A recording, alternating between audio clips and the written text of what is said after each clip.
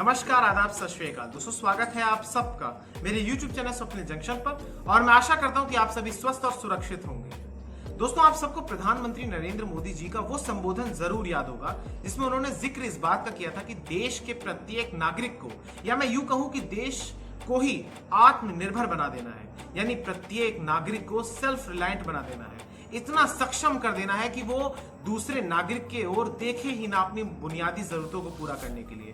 दूसरे नागरिकों को तो छोड़िए, वो दूसरे देश की ओर भी ना देखे कि उसकी बुनियादी जरूरतें पूरी हो। लेकिन बड़े ही दुख के साथ मुझे कहना पड़ रहा है, अत्यंत दुर्भाग्य है हमारे इस देश का कि भले ही हम इस देश को सेल्फ रिलायंट नहीं बना पाए, आत्मनिर्भर नहीं बना पाए, लेकिन इस देश के भीतर जो निर्जीव वस्तु है लेकिन बहुत जरूरी वस्तुएं हैं, मसलन पेट्रोल और डीजल, उनको हमने जरूर आत्मनिर्भर बना दिया है। आज भले ही देश भर में या विश्व भर में क्रिकेट की एक्टिविटीज सस्पेंडेड हो, लेकिन शतक आपको जिस प्रकार से ये दाम बढ़ रहे हैं, आपको जरूर कुछ ही दिनों में शतक लगते हुए दिखेगा पेट्रोल और डीजल के दामों में। आप देखिए कि पेट्रोल और डीजल के दामों में एक आत्मनिर्भरता की होड़ चल रही है, एक प्रतिस्पर्धा सी चल रही है, एक रेस चल रही है कि कौन पहले 100 का आंकड़ा पार करेगा। और देश में ऐसा पहली बार हुआ स्वतंत्रता के बाद जब डीजल के दाम पेट्रोल से ज्यादा हो गए। सोचिए, देश भर में डीजल 80 रुपए का बिक रहा है। अगर मैं देश की राजधानी दिल्ली की बात करूं दोस्तों, तो आज लगातार 19वें दिन पेट्रोल के दाम बढ़े हैं, डीजल के दाम बढ़े हैं और पूरे विश्व, पूरे देश भर में पेट्रोल और डीजल के दाम बढ़े हैं। अगर बात की जाए देश की राजधानी दिल्ली की, तो देश की राजधानी दिल्ली में पेट्रोल की कीमत, 1 लीटर पेट्रोल की कीमत 80 रुपए से मात्र 8 पैसे कम है। 8 रुपए नहीं, 8 पैसे। और डीजल 80 रुपए से 2 पैसे ज्यादा है। यानी इतिहास में यह पहली बार हो गया कि देश की राजधानी दिल्ली में डीजल 80 के पार हो गया, और 80 के पार तो हुआ ही, लेकिन उसी के साथ साथ वो पेट्रोल के दाम से भी आगे हो गया। इसके अलावा दोस्तों, मैं आज इस वीडियो के माध्यम से कुछ बातें आपको दिखाना चाहता हूं। दरअसल ये 2012 की वीडियो है और एक 2013 की वीडियो है। दरअसल उन दोनों वीडियोस में अगर आप देखेंगे तो आपको स्पष्ट तौर पर यह समझ में आएगा कि पहली बात, सरकार में होना और विपक्ष में होना कितना कठिन होता है। जब कोई भी पार्टी विपक्ष में होती है तो वो किस प्रकार से आक्रामक रवैया, आक्रामक रुख अपनाती है केंद्र में या सत्ता में बैठी हुई सरकार के विरुद्ध, लेकिन जब वो स्वयं सत्ता में आ जाती है तो किस प्रकार से मौन साध लेती है।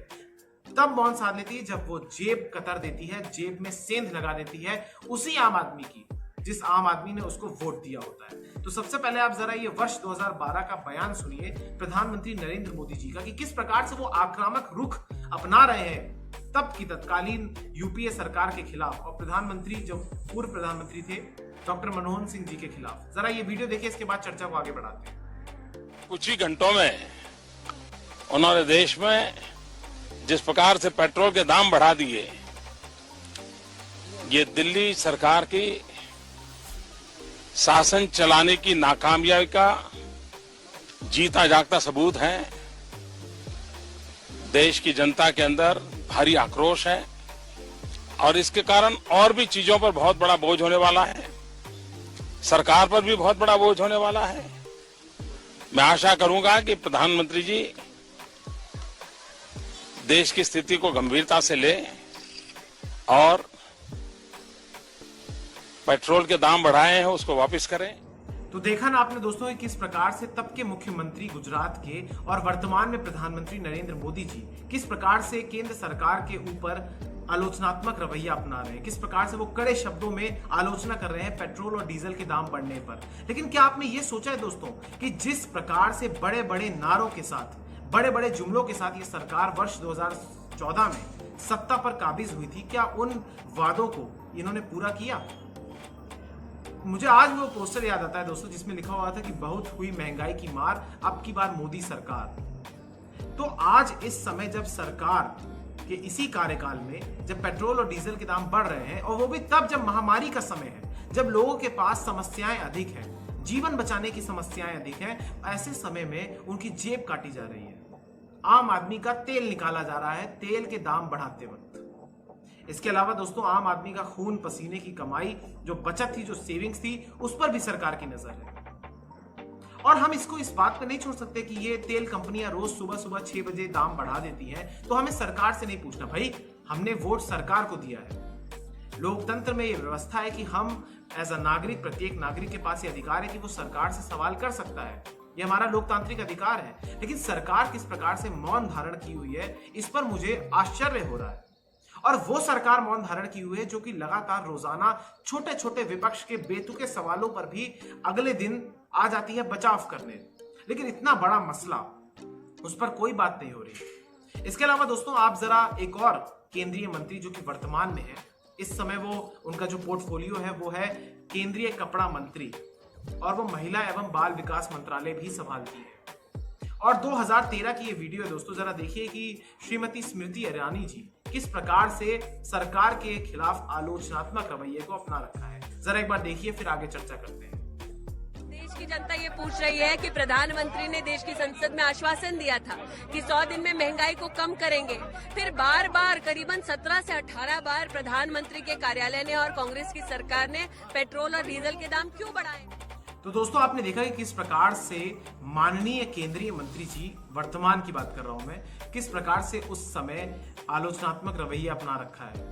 वो इस बात को कह रही है कि तब के प्रधानमंत्री जी ने आश्वासन दिया है कि वो महंगाई नहीं बढ़ाएंगे, और वो ये भी कह रही है कि जनता जवाब मांग रही है।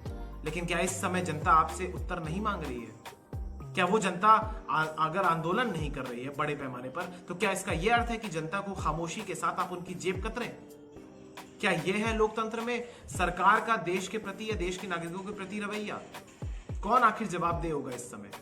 दोस्तों, एक और वीडियो जरा आप देखिए, क्योंकि ये भी सोशल मीडिया प्लेटफॉर्म्स पर वायरल हो रही है। ये वीडियो है तब वर्ष 2013 की है दोस्तों, प्रकाश जावड़ेकर जी की, जो कि मौजूदा वर्तमान समय में देश के पर्यावरण मंत्री हैं, जलवायु परिवर्तन मंत्री हैं, वन मंत्री हैं। जरा इनकी भी आप वीडियो देखिए, उसके बाद मैं आपसे और चर्चा आगे बढ़ाऊंगा। जो पेट्रोल की दरों में वृद्धि की है सरकार ने, उसका कोई आधार नहीं है। उसी दिन अंतर्राष्ट्रीय बाजार में कीमतें कम हुई है। हम चैलेंज करते सरकार को कि पूरी तरह से रिफाइंड पेट्रोल दिल्ली में 34 रुपए से मिल सकता है, मुंबई में 36 रुपए से मिल सकता है, तो उसके दुगुने दाम क्यों है? तो देखा ना आपने दोस्तों इस वीडियो में किस प्रकार से ये आलोचना कर रहे हैं तब की सरकार की। इन्होंने कहा कि इसका कोई आधार नहीं बनता कि वो कीमतों में इजाफा करे। अब दोस्तों, आप एक बात बताइए कि जब इस समय अंतर्राष्ट्रीय बाजार में तेल की कीमत, यानी कच्चे तेल की कीमतों में नरमी है, अभी भी वो कम हो रहे हैं। $40 प्रति बैरल की रेट से भारत पेट्रोल खरीद रहा है। इसके बावजूद इस समय कौन सा आधार बनता है कि आप दाम बढ़ाएं? इसके अलावा उन्होंने यह भी कहा, वो कीमतें भी बता रहे हैं कि किस प्रकार से देश की राजधानी में या देश की आर्थिक राजधानी मुंबई में किस प्रकार से पेट्रोल कम दामों में बिक सकता है। मसलन वो तो 40 रुपए प्रति लीटर से भी कम बता रहे हैं, वो भी रिफाइंड पेट्रोलियम को बता रहे हैं। अब इस समय जो हालात है देश के विभिन्न शहरों में, हो सकता है दाम 19-20 हो, लेकिन हर जगह दाम ऐसे ही है। आज की डेट में जिस शहरों की ये बात कर रहे थे पहले इस वीडियो में, आज वहां पर 80 के पार पेट्रोल और डीजल के दाम है। लगभग 2.5 गुना ज्यादा कीमतों में बेच रहे हैं ये पेट्रोल, और तब जब कच्चे तेल की कीमत अंतर्राष्ट्रीय बाजारों में कम है। इसके बावजूद देश के घरेलू मार्केट में किस प्रकार से पेट्रोल और डीजल के दाम बढ़ रहे हैं, इसका जवाब कौन देगा? दोस्तों, एक आंकड़ा आपके सामने जरा रख देता हूं, दरअसल ये समझिए जरा। देश में पिछले 19 दिनों में पेट्रोल और डीजल के दाम किस प्रकार से बढ़े हैं, जरा आप सुनिए तो आप दंग रह जाएंगे। पिछले 19 दिनों में देश के विभिन्न शहरों में पेट्रोल के दामों में 8 रुपए 66 पैसे की वृद्धि हुई है, तो वहीं डीजल के दाम इसी मुकाबले में 10 रुपए 62 पैसे की जो ग्रोथ है, यानी 10 रुपए 62 पैसे ज्यादा हो गए हैं। अब आप सोचिए। इसके अलावा दोस्तों, आप ये भी जानते हैं कि देश इस समय कई सारे इंटरनेशनल मसलों से जूझ रहा है, चाहे वो हमारे पड़ोसियों के साथ सीमा विवाद हो या फिर कोरोना वायरस का संकट हो। लेकिन लोकल के लिए वोकल कहने वाले प्रधानमंत्री नरेंद्र मोदी जी ने हमारे देश के भीतर ही लोकल की इतनी बड़ी समस्या को वोकल कर दिया है कि आज हम सब म्यूट हो गए हैं। हमारे पास कोई चारा ही क्या पता नहीं बचता है कि हम आखिर विरोध करें तो कहां करें। ऐसे तमाम विरोध प्रदर्शन भी आपने देखे होंगे जहां पर लोग अपनी बाइक को जला रहे हैं या बाइक की अर्थी उठा रहे हैं। या कई कई जगह तो ऐसे मीम्स ही बन रहे हैं कि जो पेट्रोल पहले 40-50 रुपए में ज्यादा आ जाता था, 1 लीटर आता था, आज वो जब उनको डलवाते हैं तो पेट्रोल वाला उनसे कहता है कि ये पेट्रोल आप अपने ऊपर डाल लीजिए या अपनी गाड़ी पर डाल लीजिए ताकि उसको आग लगा दीजिए, लेकिन अपनी बाइक में मत डालना। सोचिए, ये हालत है इस देश की। और मैंने आज आपको इस वीडियो के माध्यम से वर्तमान परिस्थिति भी बताई, इससे पहले अतीत की परिस्थितियां भी इसलिए बताई बयानों के द्वारा, क्योंकि आपको इसके समझने की बड़ी आवश्यकता है कि देश का भविष्य कैसा होगा। दरअसल दोस्तों देखिए कि भविष्य में किस प्रकार के जो परिणाम हो सकते हैं वो कितने गंभीर हो सकते हैं। देखिए, आज डीजल और पेट्रोल बढ़ रहा है और डीजल के दाम बढ़ने से सबसे बड़ा फर्क आएगा कृषि क्षेत्र में या उस क्षेत्र में जो ढुलाई का कार्य करते हैं, जो माल ढुलाई का, माल ढोने का कार्य करते हैं। आप सभी जानते हैं कि देश में चाहे कोई किसान ट्रैक्टर का यूज करता हो या फिर सामान ढोने के लिए ट्रक्स का यूज होता हो, उसमें केवल डीजल ही डलता है। अभी हम इतने उन्नत नहीं हुए कि हमारे ट्रक और जो ट्रैक्टर्स है वो सीएनजी से चले।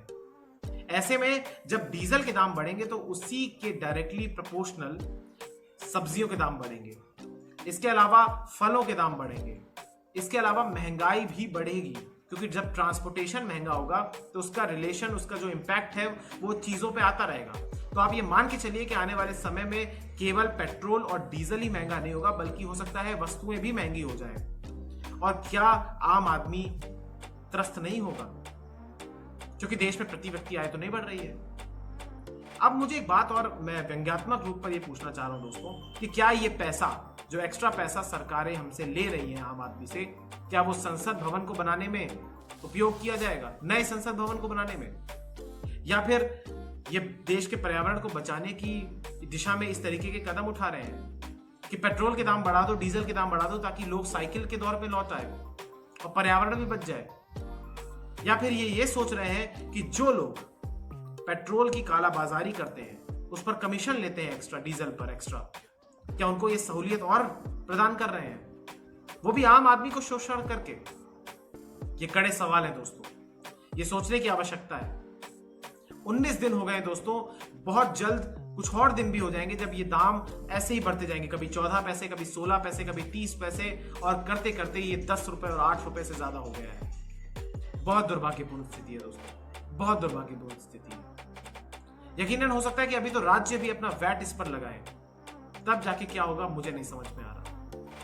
बहुत बहुत धन्यवाद दोस्तों, सोचने की आवश्यकता है। नमस्कार दोस्तों, ये वीडियो आपको कैसी लगी मुझे कमेंट सेक्शन में बताइएगा। इस वीडियो को लाइक कर दीजिए, चैनल को सब्सक्राइब कर दीजिए, बेल के आइकन को दबा दीजिए ताकि जब भी मैं कोई अपनी नई वीडियो डालूं आप तक उसका नोटिफिकेशन पहुंच जाए। इस वीडियो को अधिक से अधिक शेयर कीजिए, अपने सुझावों को कमेंट सेक्शन में जरूर डालिएगा दोस्तों। बहुत बहुत धन्यवाद। जय हिंद, जय भारत, वंदे मातरम, इंकलाब जिंदाबाद, सत्यमेव जयते। नमस्कार, जय हिंद, और अपना ख्याल रखिए दोस्तों। कोरोना वायरस अभी भी मंडरा रहा है, एहतियातों को बरकरार रखें, बरत के रखें। बहुत बहुत धन्यवाद। नमस्कार।